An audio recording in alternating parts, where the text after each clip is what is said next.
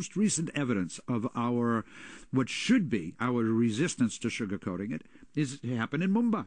You just, all of us, these nutty people, they go out and arm themselves. They plan it very methodically, and it is very specific. You an American? Show me your ID. Brr, gone. See you later. You're a Brit?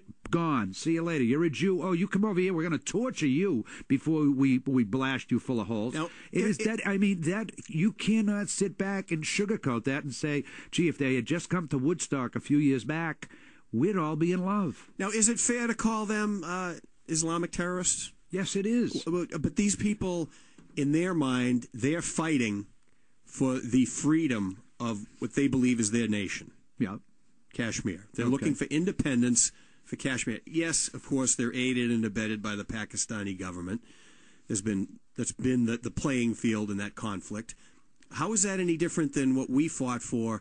I know that I don't want to compare American patriots to people that did this outrageous, cold-blooded murder. Sure. But these people are fighting for the independence of their nation in their mind. Their mind.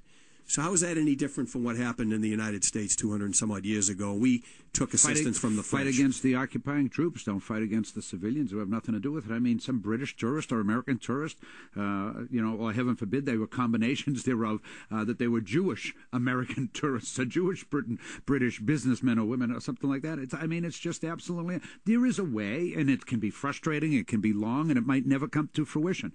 And I know that the impatient way is to pull out a grenade and say, I'm going to blow your head off, and then I'm going to blow you. But don't you think that was more of an attack on India than it was the United States? Well, if it's an attack on India, why was the specific focus on American and Brits and Jews? Well, I don't think there was. I mean, you had more Indians killed than any of those three people, types of people. I don't mean to refer to them as collateral damage, but the specific references were, show us your ID. So the guy who was there from Italy shows his ID and says, okay, you, go back to your room or something like that. But do they view, I guess the question is, do they... And it's Bob Hedlund from Weymouth, Massachusetts. Right. See you later. We're talking about your wake at this point. We're not talking about we're talking about your funeral arrangements. But don't they view the American government and British government as having taken sides in this conflict over there? Oh, yeah. No, absolutely right. They do. There's absolutely no question about that. Yes, they do. Let's take some calls on the 617-266-6868. Cooksey, you're always giving me the high sign just when it gets good. Let's go to Rob calling from Amesbury. Hey, Rob, you're next on Finneran's Forum with Tom and Bob Hedlund.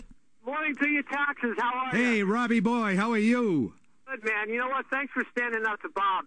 You know what? The reason why I called today was nobody is actually talking about the fact that they are targeting Jews, Americans, and Brits specifically, and it was a terror attack. And you know what else, Tom, that pushed me to call today? That was definitely planned, because any map you look at, they had that thing going for years at least. And the fact is, we cannot rest. It is a war on terror, and it appalls me to hear the mainstream media and idiots like Deepak Chopra talking to these people. These people just understand the barrel of a gun, and to actually pick out certain people and have Bob say, oh, more Indians were killed. Well, Bob, you know what? There are a lot. That was their society. There were a lot of people that probably weren't meant to get killed that did, because it's terror, and that's all that these people know. So thanks for the time, Taxes, and if you have anything to say, I'll be more than happy to answer it. No, Rob, I think I think you said it all. Cooksey's giving us the sign. Short break, but we see the calls there. 617-266-6868. Bob Hedlund and me, Tom Finneran. We'll be back to you and your calls in one moment on AM 680 WRKO.